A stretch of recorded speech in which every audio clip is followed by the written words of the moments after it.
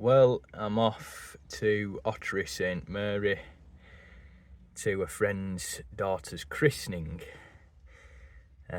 What you'll be more interested in, however, is the fact that I'm also using this opportunity to collect yet another bike that I won on eBay earlier in the year. That's in Plymouth. Now, I've got a big day's mileage to cover, about 260 miles thereabouts.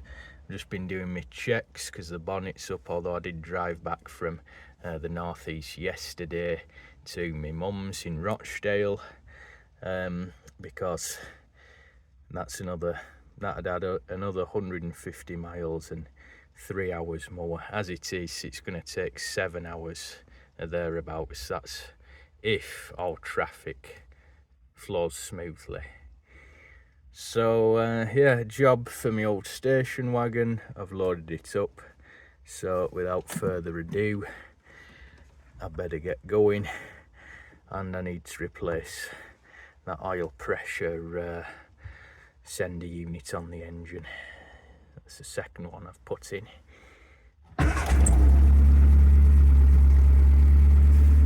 Right, yeah, I'll set off.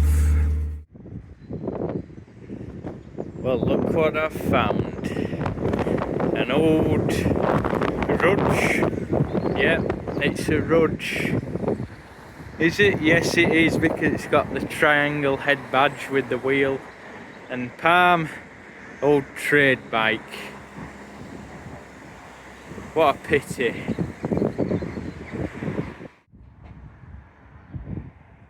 Just a few interesting items of street furniture to point out as I make my way to my friends in Ottery St Mary on foot. King Edward VII. Not a type commonly seen. I've never seen many of them, but there you go. That'd be 1930s, early 1930s, I suppose. Or maybe late 20s, and this, the receptacle for our mortal enemy, grit salt. And then over the way, an old red phone box full of books. PO on the handle, and it's starting to rain heavily, so I'm going. Actually, it might have been wise to take shelter in that. Most often they use as a toilet. Onward. Just while I'm here on the day of the christening, this is Ottery St Mary in Devon. It may be of interest to have a look at the old church. As is usual with a lot of these southern villages, time has left them behind, because narrow streets, not made for traffic. It's very, very windy.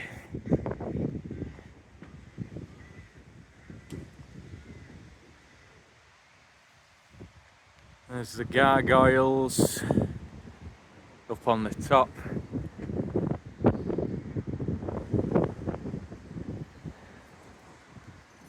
I don't know how old this church is, but it is certainly very old. You can tell that with this construction and the gravestones.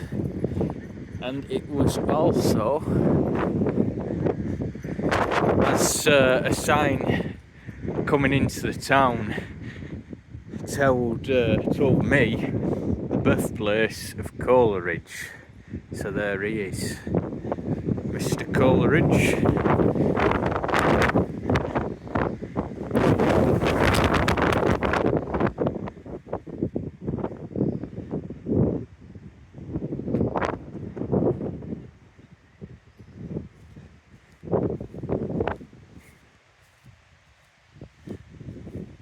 There are the old stocks where they used to lock up people for various misdemeanors. They could do to bring those back into use, actually. It wouldn't be a bad idea.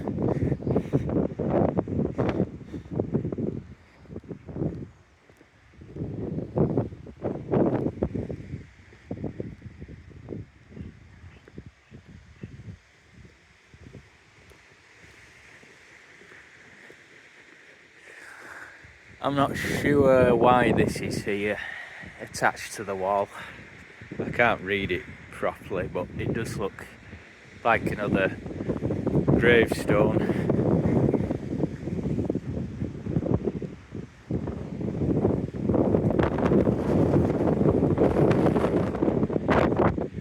Very windy, I'm afraid. England is, well, Scotland, Ireland, Wales being battered by storms at the moment. That's a very nice house. The skylight on the top as well.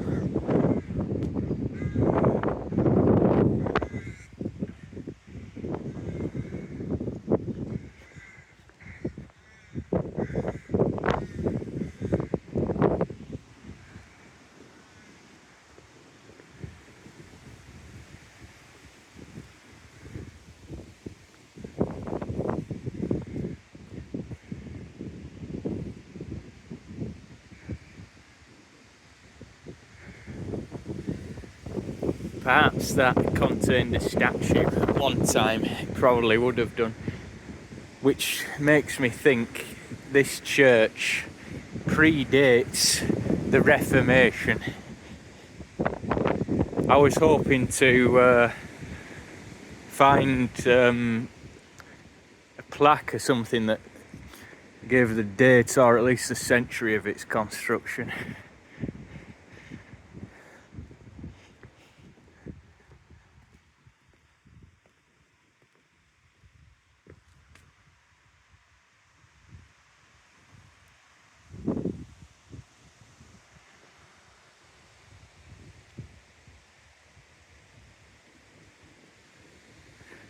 Now there are some fine old buildings.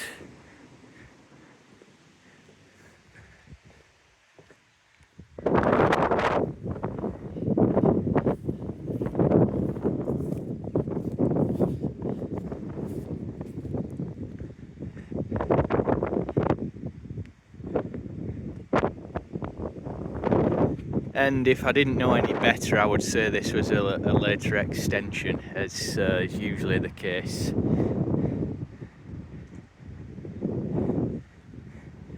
They started off small and then grew, being gradually extended over the years. Right, I'm going to head indoors out of the wind. And I'll get back to bike business. Oh, and there's Chris. There's Chris. Okay.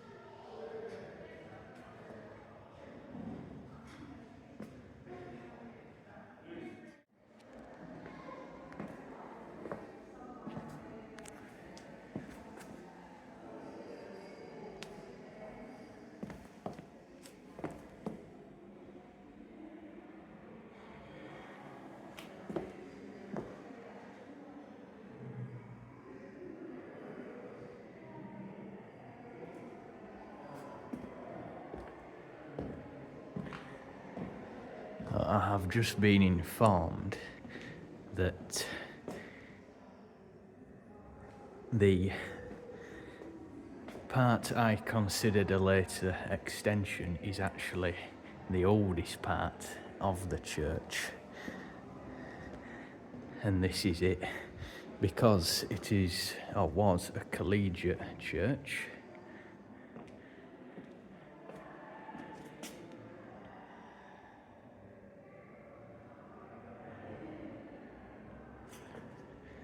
And this is where the gentlemen, masters and scholars of the college worshipped.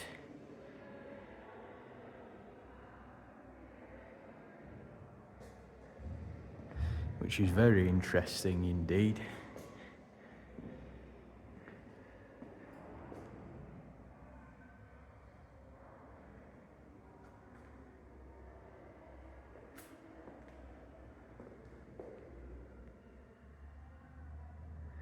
And apparently this is a likeness of the reigning bishop of the time.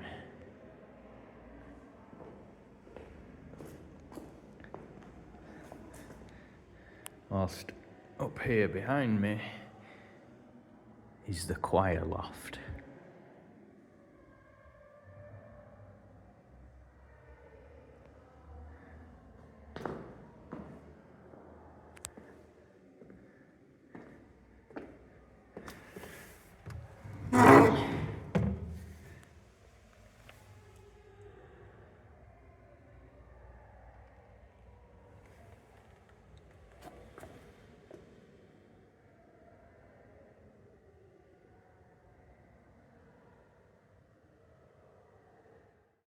And look here, here is yet another left out to for rack and ruin.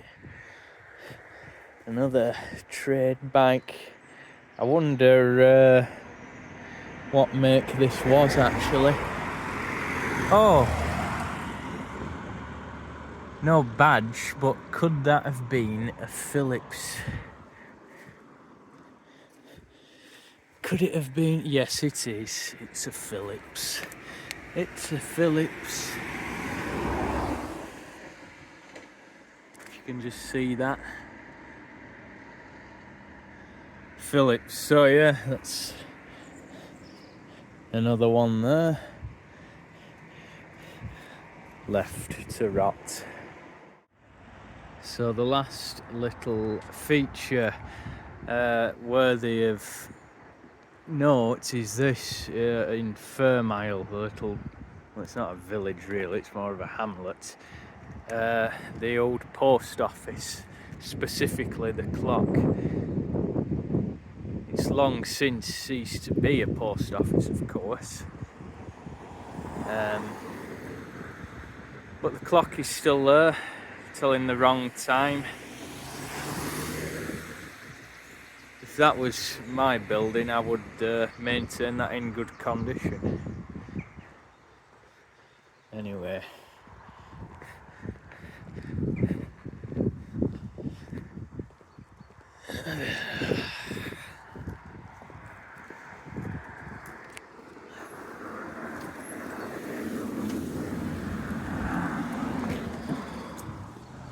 This is usually the case.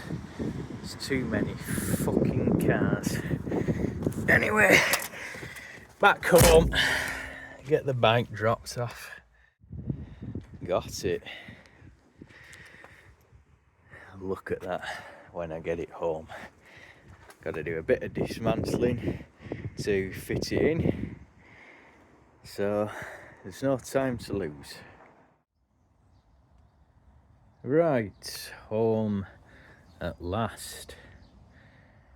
And here is just an ordinary roadster.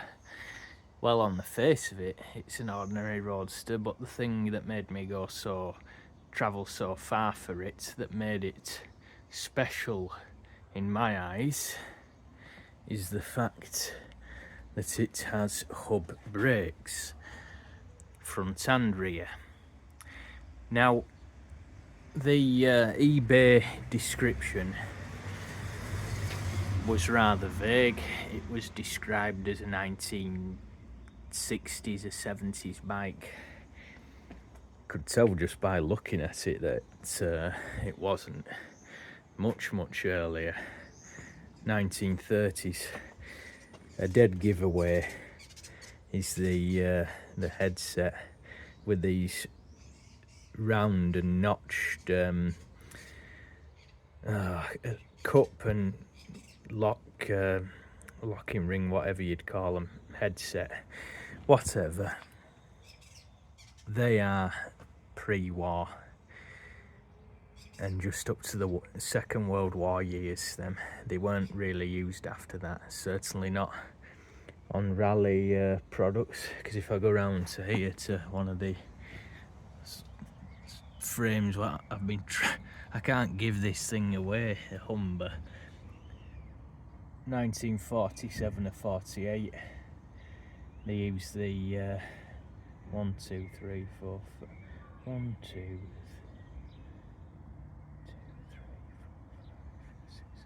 4, octagonal. Just had to count that for a moment. Octagonal headset. Anyway, that's enough trifling detail really, but as sure a sign as any that it's a wartime, pre-war bike, certainly from the Raleigh stable, is the use of that type of headset. Otherwise, it's a fully brazed up frame, and I'm just waiting for one of the frame number guys to get back to me with a date, but I'm gonna say it's similar within a couple of years of the 1939 model I bought to restore recently with its caliper brakes. I'm gonna say that this is within a few years of that, one way or another, either side. It might even be the same year, but I'm just awaiting some information on that. This is as I found it. I've just want to document this before I start cleaning it up. I've got plans for it, which I'll explain in just a moment and in future installments. But it's got the usual Raleigh chromed rims. These are Westrick because they can be used with either caliper side pull brakes or stirrup rod brakes, you see, so the dual function rims. Saved Raleigh producing two separate types, even though I think they did actually produce two separate types as well, but these were like a universal fit, if you like.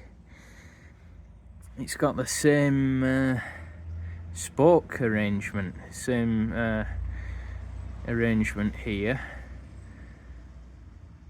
They've just slotted in like the 1939 example. Oiler on the front hub, and much like my 1935 Raleigh with its rod operated hub brakes, it's got the same setup with the this anchor point here. I'll turn it round in a moment, except this is has cable operated brakes. It's got the spear point extension on the mudguard there, nice furred in sort of streamlined shape. Generous mudguards those. In fact, the rear one is very low actually. That covers a large portion of the wheel, and the reflector's quite low as well. Speaking of the reflector, that is an original Raleigh prismatic. You can just about make that out. Raleigh prismatic, and then it's got NPL and a number which means it's National Physical Laboratories certified, and that must have been something to do with a standard at the time for reflectors.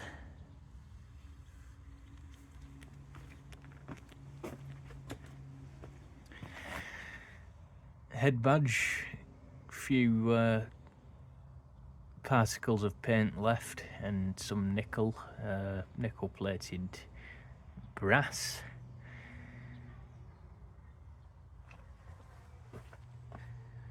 Mostly complete, minus the pump, as they invariably are. I've never, or very rarely, seldom found one still with its original pump. Where did they all go? Who knows? I've just wiped it over because I found that reading this the wrong way up, but I've not yet managed to decipher that. But it means I can safely say this bike wears its original factory paint finish, and more evidence for that is the brilliant smooth gloss finish that these bikes were renowned for. Quality of workmanship and finish, it was they were second to none. So it should clean up quite nicely. That a bit of surface rust, of course, but considering it predates World War II, it's not wearing its years badly, is it? The cranks, fluted cranks, you're generally seen on sports models, and maybe, I don't know what this model is. Maybe some one with a catalogue can leave a comment. But yeah, perhaps that's why it's got the fluted cranks. Original pedals as well, with original pedal rubbers there. Raleigh. A pity they're so worn, really. They're still good for further service, although they are very worn. They're complete.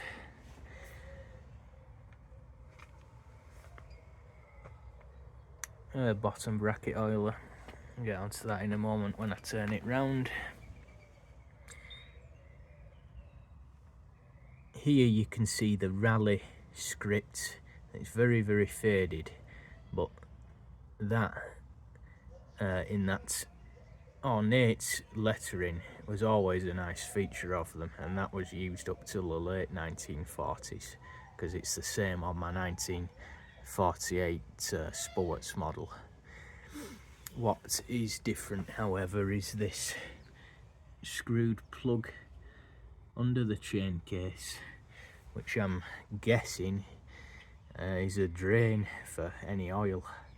Not that they were really, you know, could be termed proper oil bath chain cases, really. And it's inadvisable to fill them with oil because it'll just make one hell of a mess. You're better off keeping the chain case dry and just oiling the chain in the usual manner. Keep the chain case clean.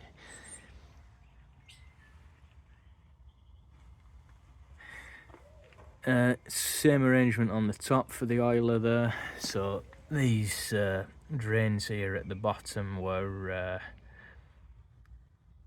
deleted later, but it's still got the one on the top.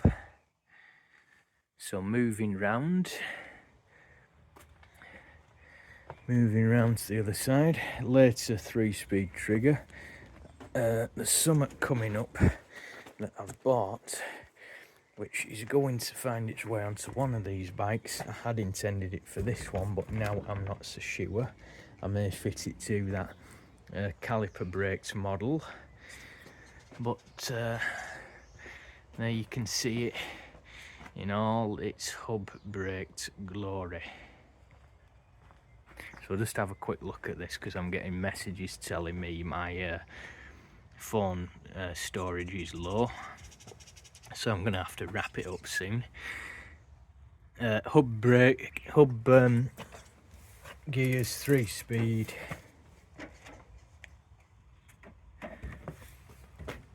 AB, and very hard to make that digit out, AB dash, but I think it's a 9, so it could well be 1939. It's got one slider, I'll find another. They're generally missing, but the important stuff is all the brake gear. That's the important stuff, and it's all there. So yeah, what does that say? Dunno. Research needed on that. It would be nice to know. But that is essentially it. It's all there, and a well-worn Terry saddle, which I understand they were fitted with, so that's likely original. So that's another bike where the saddle is really badly worn, but the rest of the bike looks all right. So in there, it's right down to the chassis. I've got a better later one, a 3-spring Terry's. So that really, just rounding off, that is it. So the next little video on this bike will be to give it a test ride. I'm going to make a few adjustments. Handlebars are too high. Just make a couple of adjustments and go out on a little ride for some first impressions. Cheers.